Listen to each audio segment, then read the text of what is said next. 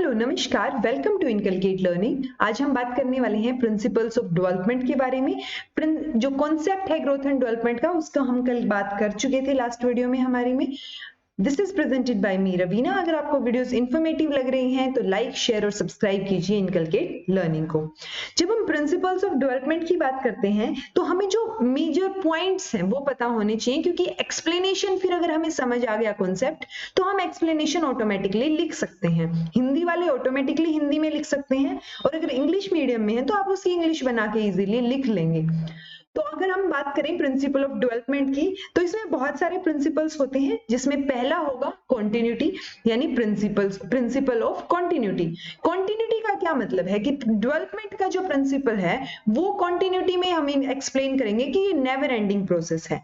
Never ending यानी कि जब आप कंसीव करके जब बेबी की शुरुआत हो जाती है बनने की, वहां से लेके उसके बाद तक यानी मरने तक, यानी तभी इसको वूम्ब टू टूम्ब का प्रोसेस भी बोलते हैं, कि डेवलपमेंट जो है वो आपका लाइफ टाइम चलेगा। आपके अंदर इंप्रूवमेंट का स्कोप हमेशा रहेगा।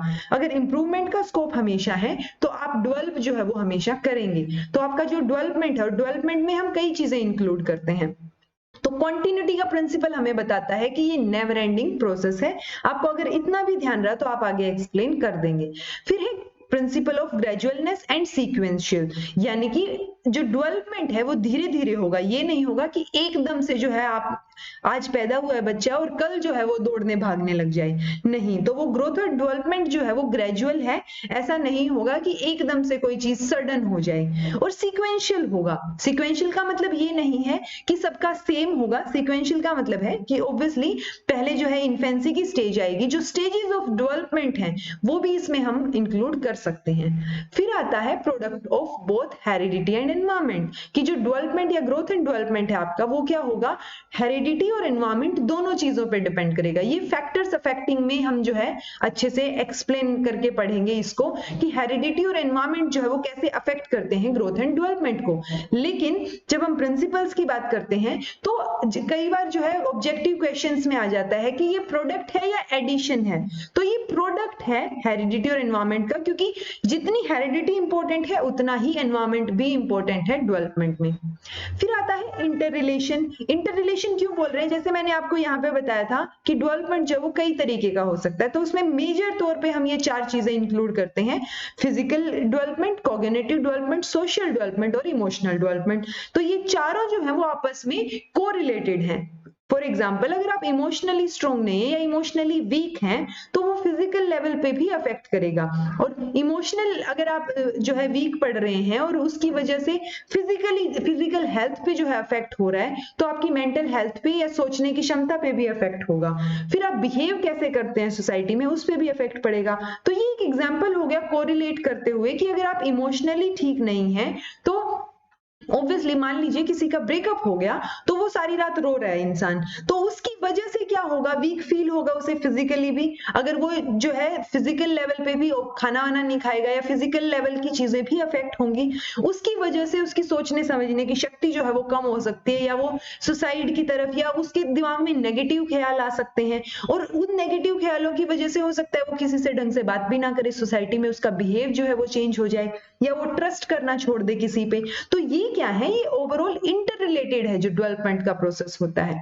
फिर आता है प्रिंसिपल ऑफ प्रिडिक्टेबिलिटी, यानी कि हम जो है प्रिडिक्ट कर सकते हैं। प्रिडिक्ट का, ग्रेजुअलनेस का, सीक्वेंशियल का, ये इंटर रिलेटेड प्रोसेस हो गए कि जो स्टेजेस ऑफ डेवलपमेंट है, कि पहले इन्फेंसी की स्टेज आएगी, फिर चाइल्डहुड होगा, चाइल्डहुड के बाद हम कई बार लेटर चाइल्डहुड इन्वॉल्व करते हैं, या एडोलेसेंस, अडल्ट। तो ये जो स्टेजेस हैं ये हम प्रिडिक्ट कर सकते हैं। अब हम ये प्रिडिक्ट नहीं कर सकते कि डे टू डे क्या प्रोसेस होगा, लेकिन प्रिडिक्ट का मतलब क्या है कि ऐसा नहीं होगा कि बच्चा एकदम से जो है अडल्टहुड में प्रवेश कर जाए।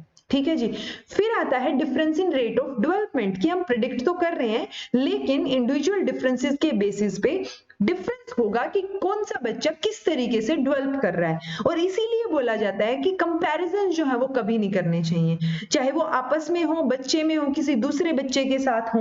आपका खुद आप किसी और से कंपेयर कर रहे हैं कि उसके इतने मार्क्स आ गए, तो वो कंपैरिजन जो है वो जितनी जल्दी आप छोड़ देंगे आपके लाइफ के लिए और आपके डेवलपमेंट के लिए उतना ही बेहतर होगा, क्योंकि इंडिविजुअल डिफरेंसेस जो है वो एग्जिस्ट करते हैं। तो आपके साथ अगर कोई गलत भी बिहेव कर रहा है तो आपको ये चीज ध्यान रखनी चाहिए कि वो अलग इंसान है, उसकी अपनी एक अलग सोच है, वो एक अलग इंडिविजुअल है।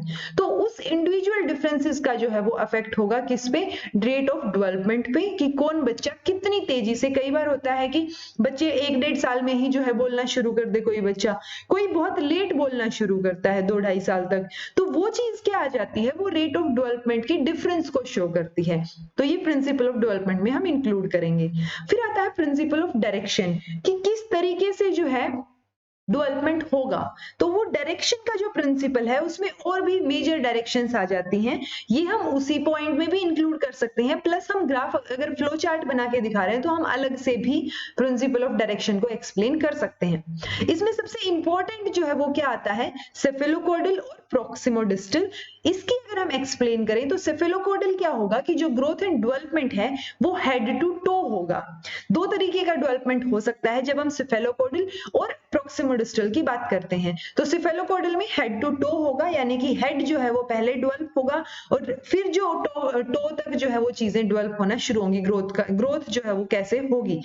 तो इसीलिए हेड टू फीट बोल लीजिए, हेड टू टो बोल लीजिए। तो ये सेफेलोकॉर्डल में, सेफेलोकॉर्डल टर्म जो है वो यूज की जाती है जब डेवलपमेंट जो है वो टॉप टू बॉटम हो।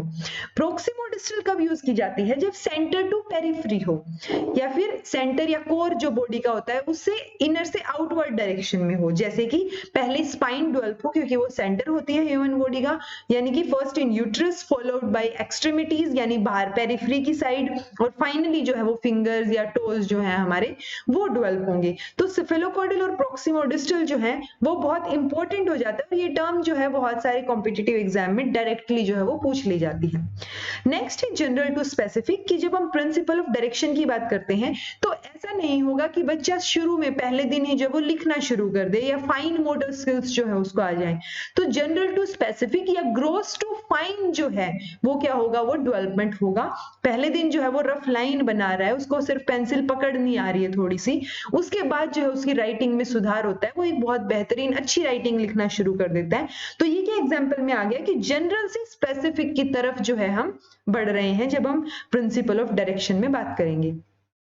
नेक्स्ट है कॉन्क्रीट टू एब्स्ट्रैक्ट। कॉन्क्रीट क्या होता है, मूर्त चीजें, एब्स्ट्रैक्ट होंगी अमूर्त चीजें। यानी कि जैसे अगर आप छोटा बच्चा है उसको आप पजल दे दें या उसके सामने कोई चीज रख दें तो उसको वो तभी देख के जो है पहचान सकता है या देख के जो है उन चीजों को सोल्व कर सकता है। एब्स्ट्रैक्ट जो है वो इमेजिनेटिव पावर में चला गया। तो वो इमेजिनेशन जो है वो बच्चे की, कि आपने उसको मैथ्स का सम सोल्व करने को दे दिया है 5-6 साल के बच्चे को, और उसके बाद आप क्या कर रहे हैं कि उसको पेन कॉपी नहीं दे रहे हैं कि वैसे ही सोल्व करके बताओ, तो वो चीज जो है वो पॉसिबल नहीं होगी शुरुआत में। तो कॉन्क्रीट से एब्स्ट्रैक्ट की तरफ जो है वो ये डायरेक्शन होगी डेवलपमेंट की। फिर आता है ईगोसेंट्रिज्म से पर्सपेक्टिविज्म की तरफ। ईगोसेंट्रिज्म क्या होगा, चाइल्ड जो है वो सेंटर है, यानी चाइल्ड अपने आप को ही जो है सेंटर समझ रहा है, वो हर चीज को खुद से रिलेट करके देखता है। लेकिन धीरे धीरे क्या होगा, उसका एक पर्सपेक्टिव बनेगा, वो लोगों को जानना शुरू करेगा, उनके व्यूज सुनना शुरू करेगा, तो वो खुद का जो उसका पर्सपेक्टिव डेवलप होगा, उसको पता चलेगा कि हर चीज का सेंटर बच्चा नहीं है, हर चीज का सेंटर जो है आप नहीं हो सकते। तो वो एक पर्सपेक्टिव डेवलप होगा और वो ईगोइज्म की, जो ईगोसेंट्रिज्म की वो जो भावना है वो चेंज हो जाएगी। तो ये भी क्या है, ईगोसेंट्रिज्म से पर्सपेक्टिविज्म की तरफ जो है वो डेवलपमेंट होगा। फिर है आउटर कंट्रोल से इनर कंट्रोल की तरफ। इसमें क्या इंक्लूड होता है कि स्टार्टिंग में बच्चा जो है फिजिकल केयर के लिए डिपेंडेंट होता है पेरेंट्स पे, धीरे धीरे वो चीजों को खुद करना शुरू करेगा। तो पहले क्या है, आउटर कंट्रोल है, उसके बाद उसका खुद का कंट्रोल है चीजों पे, कि वो खुद जो है खुद के काम कर सकता है। शुरुआत में बच्चे को पेरेंट्स नहलाते हैं, लेकिन धीरे धीरे क्या होगा, वो खुद जो है अपने काम करना शुरू कर देगा। फिर है एब्सोल्यूटिज्म से रिलेटिविज्म की तरफ, यानी कि पहले वो सब चीजों से को जब देखता है, जैसे यहाँ पे क्या था, ईगोसेंट्रिज्म था कि वो खुद को सेंटर या खुद से कनेक्ट कर रहा था चीजों को। एब्सोल्यूटिज्म में क्या होगा कि वो एब्सोल्यूट, अनचेंजेबल और रिजिड मानता है चीजों को शुरुआत में, कि बस जो दिख रहा है वही है।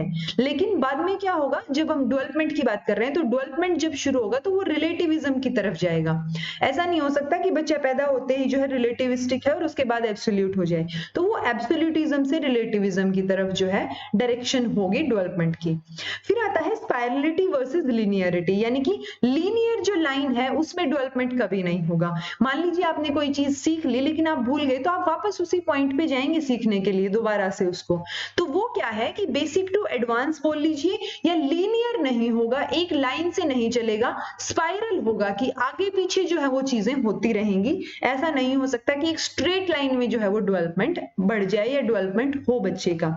तो ये था हमारे प्रिंसिपल ऑफ डायरेक्शन का। उससे पहले हमने प्रिंसिपल ऑफ डेवलपमेंट का पढ़ा। अब आपकी नोट्स की जब बात आती है तो आप बस इन 2 स्लाइड्स को इतना सा अपने नोट्स में लिखना होता है। आप नोट्स में जो है कंप्लीट इसकी एक्सप्लेनेशन नहीं लिखते, आप एक्सप्लेनेशन को समझते हैं। तो ये आपको पता होना चाहिए कि नोट्स प्रिपेयर कैसे करने हैं। ये 2 स्लाइड्स जो है इतने आपके नोट्स होने चाहिए जब आप नोट्स प्रिपेयर करते हैं।